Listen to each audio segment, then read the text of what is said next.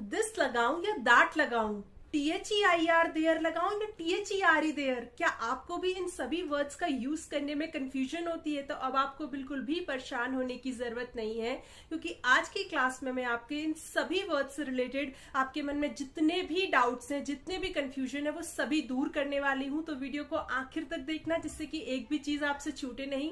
Video अच्छी लगे तो बताइए आपको क्या करना है। वीडियो को कर देना लाइक, चैनल को कर देना सब्सक्राइब। तो चलिए फिर स्टार्ट करते हैं आज की class. PICK, pick.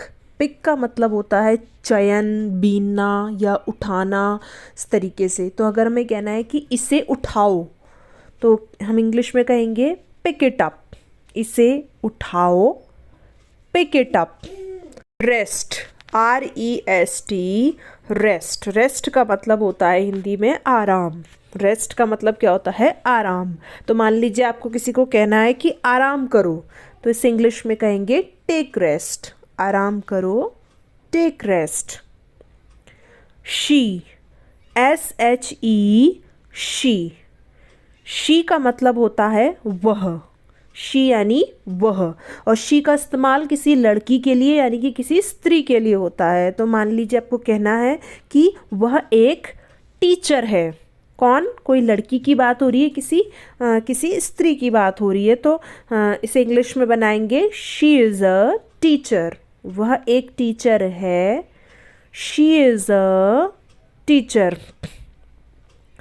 Saw, SAW, saw. Saw का मतलब होता है देखा। सॉ का क्या मतलब होता है? देखा। और सॉ क्या है? पास्ट है सी का। तो जैसे आपको कहना है कि मैंने उसे देखा, ठीक है, तो इंग्लिश में इसका होगा आई सॉ हिम। किसे देखा? किसी लड़के को देखा, यानी किसी पुरुष को देखा। तो उसके लिए हमने हिम का इस्तेमाल किया है। तो मैंने उसे देखा, आई सॉ हिम। ठीक है। सम, SOME, सम। सम का मतलब होता है कुछ। सम का क्या मतलब होता है? कुछ। तो अगर आपको कहना है कि मेरे पास कुछ पैसे हैं, तो इसे इंग्लिश में कहेंगे आई हैव सम मनी। मेरे पास कुछ पैसे हैं, I have some money. This, THIS, this. This का मतलब होता है यह। और दिस का इस्तेमाल होता है जब कोई चीज़ एक हो और हमारे पास में हो।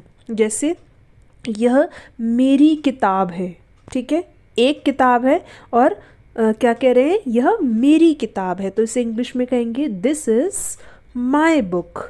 यह मेरी किताब है, this is my book. That, THAT, that. That का मतलब होता है हिंदी में वह। और दैट का इस्तेमाल होता है जब कोई चीज़ एक हो लेकिन हमसे दूर हो। जैसे वह मेरी किताब है। अब यहाँ पर किताब जो है वो मुझसे दूर है, तो इसलिए वह का इस्तेमाल हुआ है। तो इसे इंग्लिश में बनाएंगे दैट इज़ माई बुक। वह मेरी किताब है, that is my book. These, THESE, these. These का मतलब होता है ये। और दीज का इस्तेमाल होता है जब कोई चीज़ एक से ज़्यादा हो और हमारे पास में हो। जैसे ये मेरी किताबें हैं। अब यहाँ पर जो किताब है वो एक से ज़्यादा है और हमारे पास में है, ठीक है। तो इसे इंग्लिश में बनाएंगे दीज आर माई बुक्स। ये मेरी किताबें हैं, these are my books. Those, THOSE, those. Those का मतलब होता है वे। और दोज का इस्तेमाल होता है जब कोई चीज़ एक से ज़्यादा हो लेकिन हमसे दूर हो। जैसे वे मेरी कारें हैं, ठीक है। अब यहाँ पर जो कार है वो एक से ज़्यादा है और हमसे दूर है, दूर खड़ी है, ठीक है। तो इसे इंग्लिश में बनाएंगे दोज आर माई कार्स। वे मेरी कारें हैं, those are my cars. They, THEY, they. They का मतलब होता है हिंदी में वे या उन्होंने।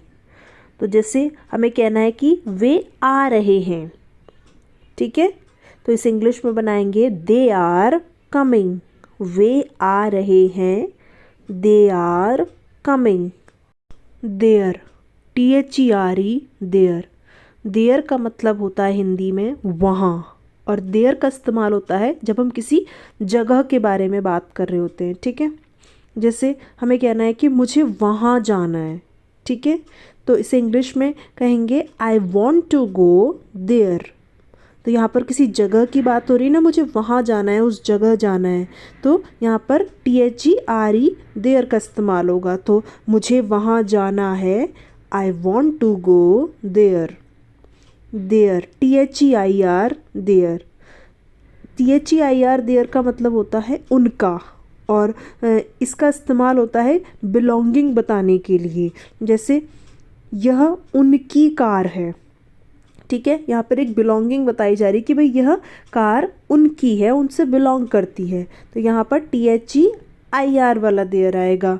तो इट इज़ देयर कार, यह उनकी कार है, it is their car. Clear है। Them, THEM them. देम का मतलब होता है उन्हें। देम का मतलब क्या होता है, उन्हें। तो जैसे हमें कहना है कि उन्हें बुलाओ, तो इसे इंग्लिश में कहेंगे कॉल देम। उन्हें बुलाओ, कॉल देम, ठीक है। Then, THEN then. देन का मतलब होता है तब। देन का मतलब क्या होता है, तब। जैसे हमें कहना है कि तब मैं जाऊंगा, तो इसे इंग्लिश में कहेंगे देन आई विल गो। तब मैं जाऊंगा, then I will go. Use, USE use. Use का मतलब होता है इस्तेमाल या उपयोग। जैसे आपको कहना है कि क्या मैं इस पेन का इस्तेमाल कर सकता हूँ, या क्या मैं इस पेन का उपयोग कर सकता हूँ, तो इसे इंग्लिश में कहेंगे may I use this pen. क्या मैं इस पेन का उपयोग कर सकता हूँ, may I use this pen. Very, VERY very. Very का मतलब होता है बहुत। वेरी का मतलब क्या होता है, बहुत। जैसे आपको कहना है कि बहुत अच्छा, तो इससे इंग्लिश में कहेंगे वेरी गुड। बहुत अच्छा, very good. We, WE we. We का मतलब होता है हम। वी का मतलब क्या होता है, हम। हम खुश हैं, तो इसे इंग्लिश में कहेंगे वी आर हैप्पी। हम खुश हैं, we are happy.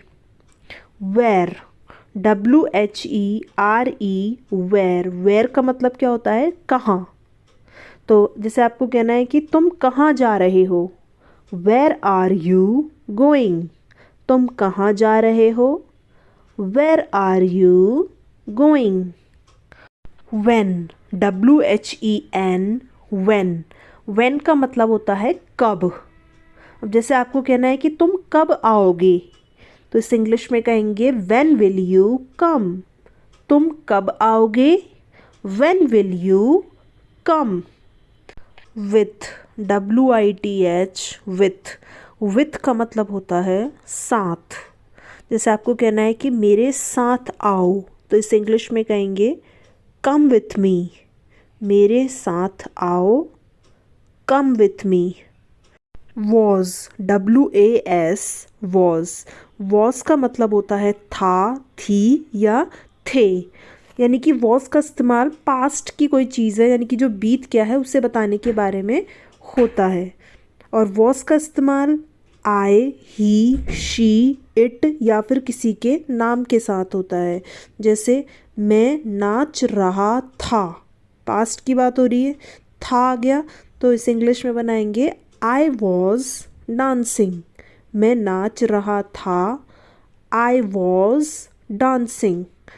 Were, WERE वर। वर का मतलब भी होता है था, थी या थे, और वर का इस्तेमाल होता है वी, यू और दे के साथ। जैसे हम नाच रहे थे, ठीक है, तो इसे इंग्लिश में बनाएंगे वी वर डांसिंग। हम नाच रहे थे, we were dancing. Will, WILL will. Will का मतलब होता है इच्छा।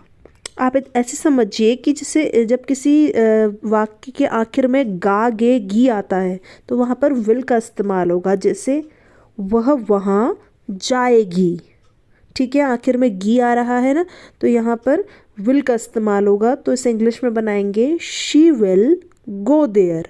वह वहाँ जाएगी, she will go there. You, YOU, you का मतलब होता है हिंदी में तुम या आप। तो जिससे आपको कहना है कि तुम जा सकते हो, तो इसे इंग्लिश में कहेंगे यू मे गो। तुम जा सकते हो, you may go. Your, YOUR, your. Your का मतलब होता है हिंदी में तुम्हारा या आपका, ठीक है। जैसे आपको कहना है कि अपना कमरा साफ करो, ठीक है, तो इसे इंग्लिश में कहेंगे क्लीन योर रूम। अपना कमरा साफ करो, क्लीन योर रूम।